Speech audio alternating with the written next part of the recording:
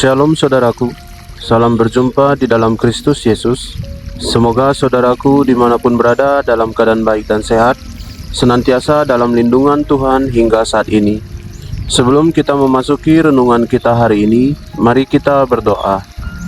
Tuhan Allah Bapa kami yang bertahta dalam kerajaan surga, Allah Bapa yang memelihara dan menjagai kami, memberkati kami senantiasa berlimpah hingga saat ini. Terima kasih Tuhan untuk kebaikan-Mu, boleh kami dipelihara dengan baik, dan hari ini kami boleh kembali merenungkan firman-Mu. Bapa, ajari kami tentang firman Tuhan hari ini, buat kami mengerti dan mampu melakukannya. Terima kasih Tuhan, ini doa dan permohonan kami sampaikan dalam nama Tuhan Yesus. Amin. Saudaraku, bahan renungan kita hari ini diambil dari Lukas 12 ayat yang ke-54 hingga 59. Demikian firman Tuhan. Yesus berkata pula kepada orang banyak, "Apabila kamu melihat awan naik di sebelah barat, segera kamu berkata, akan datang hujan, dan hal itu memang terjadi. Dan apabila kamu melihat angin selatan bertiup, kamu berkata, hari akan panas terik, dan hal itu memang terjadi.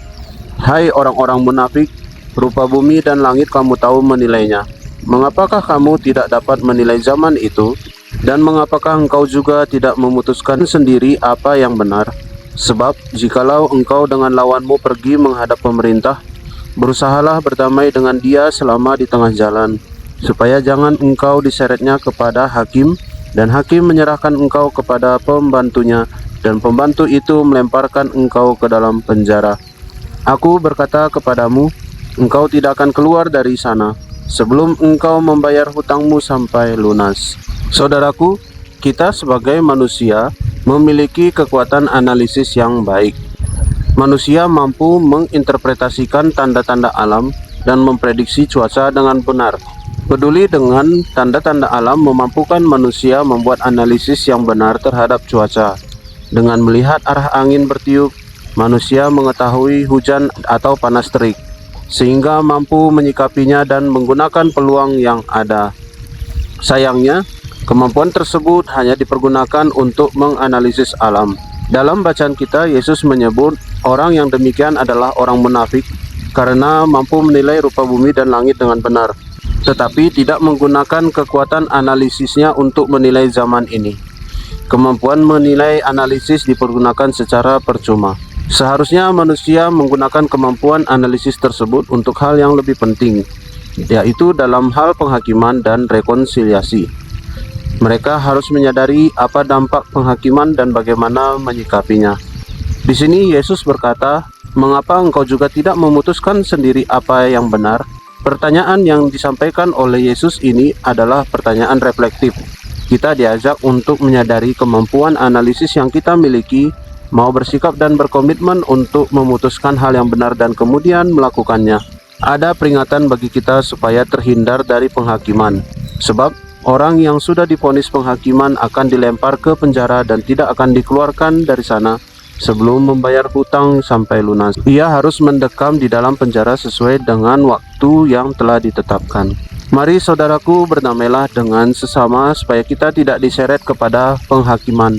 Sebagai pribadi yang diberkati Tuhan, dengan kebijaksanaan dan kekuatan analisis yang baik, kita mampu menemukan solusi yang tepat.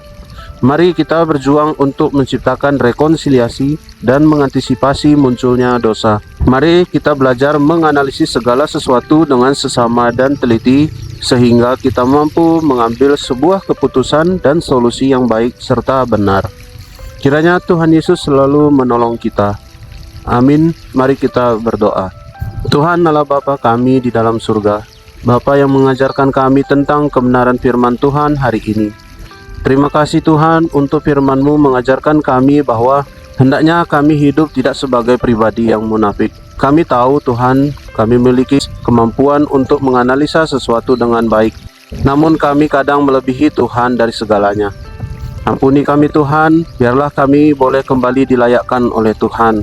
Dan ajar kami bijak dalam mengambil keputusan kami ya Bapa, supaya Tuhan, kami tidak hanya bisa menganalisa apa yang terjadi, tetapi ya Tuhan, kami pun boleh menganalisa bagaimana kami memberikan solusi yang baik dan benar Terima kasih Tuhan untuk firman-Mu hari ini. Bapa, kami berdoa bagi bangsa dan negara kami.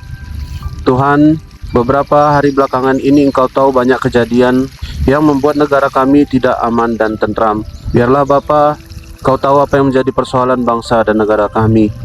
Kami berdoa biarlah pemulihan terjadi bagi bangsa negara kami. Perbaikan kesejahteraan boleh terjadi. Banyak kembali rakyat-Mu bekerja ya Tuhan, memiliki penghasilan. Dan juga Tuhan, pakailah pemerintahan yang telah Tuhan tunjuk sungguh menjalankan tugas tanggung jawabnya dalam memerintah, membawa bangsa dan negara ini ke arah yang lebih baik. Engkau gerakkan hati mereka supaya sungguh-sungguh boleh berpihak kepada rakyat-Mu Tuhan. Terima kasih Bapa. Kami juga berdoa Bapa untuk keluarga kami. Terus Tuhan lindungi dan jagai. Senantiasa Tuhan arahkan kemana harus melangkah. Di dalam beraktivitas Tuhan lindungi. Biarlah keluarga kami boleh keluarga yang memuliakan Tuhan selalu, keluarga yang menyatakan Tuhan dan membawa damai bagi sekitar kami.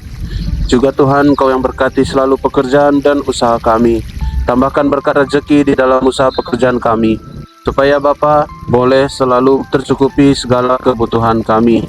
Dan juga Bapa, dengan berkat yang Tuhan berikan juga boleh kami berbagi untuk sama kami, dan ajar kami bisa mengelolanya ya Tuhan. Terima kasih Tuhan. Panjang hari ini kami serahkan kehidupan kami ke tangan Tuhan.